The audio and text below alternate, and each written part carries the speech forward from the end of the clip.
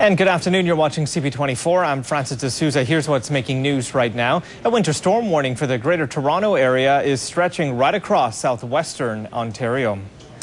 Here is a live look at what may be the calm before the storm. We're expecting flurries and gusty winds this afternoon with a high of -6. Then heavier snow moving in tonight. More snow and blowing snow tomorrow, mixed at times with ice pellets. The total accumulation by tomorrow night could be in the range of 20 to 30 centimeters.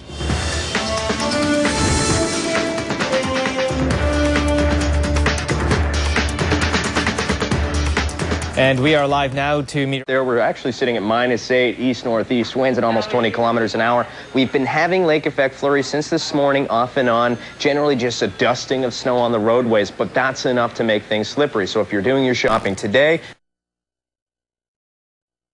those winds, it makes it feel more like -15 out there in Toronto, and it's generally the same story throughout southwestern Ontario and in northeastern Ontario. North Bay, Sudbury feeling more like -23 and -16. So the storm in question, I should say, this guy right here, it's very broad. It's continuing to develop. A lot of cold air moving down from the north, moisture.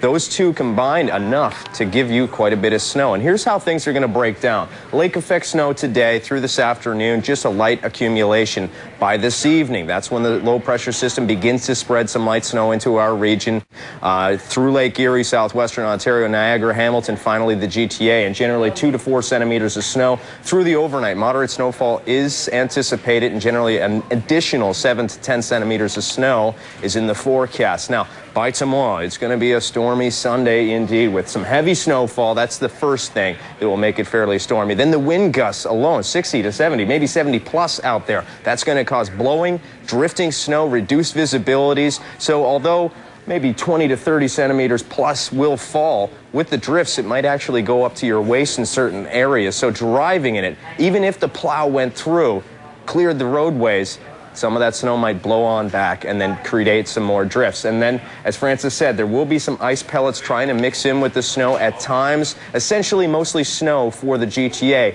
More mixing will take place through Niagara. That's why this snow totals, 24-hour totals, up to 3 p.m. on Sunday is slightly reduced to 13, whereas you see Toronto sitting at 27 at this point. So there is quite a bit of snow coming. It will be very stormy tomorrow, and generally it's a day that you just want to stay indoors. So quickly to the 7-day, stormy day, Saturday into Sunday, improving conditions on Monday. But remember, there is accumulating snow. 30 plus centimeters is not out of the question by the time this storm ends late Sunday into Monday. Then Tuesday we get a break, maybe some sunshine, temperatures just below the 0-degree mark. Wednesday, Thursday, and into Friday we get a subtle warm-up. 1 on Wednesday, 1 on Thursday, and 2 on Friday. And generally there is the chance of some wet snow and some showers by Friday. So it looks like this snow that we're getting, I should say, it's not going to go anywhere for the next couple of days. Francis? You know, Chris, usually at this, when it does snow, we usually see the most accumulations around southern Georgian Bay and around the edge of the Golden Horseshoe. Why is Toronto getting the most amount of snow?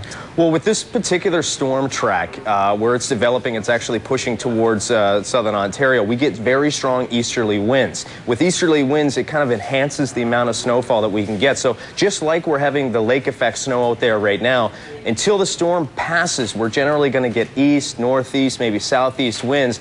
And it's almost like lake effect. You can think of it like lake effect, but it's really just lake enhancement. So it enhances the amount of snowfall that you can get in the region. And that's essentially why this particular storm track gives us so much snow. And then just because that mixing layer is so close to Niagara, that's why they're going to have that slightly reduced amounts of precipitation. Francis? Right. Okay, Chris, let's bring in Miles Curry now, who's with the City of Toronto, who is planning and watching this snow.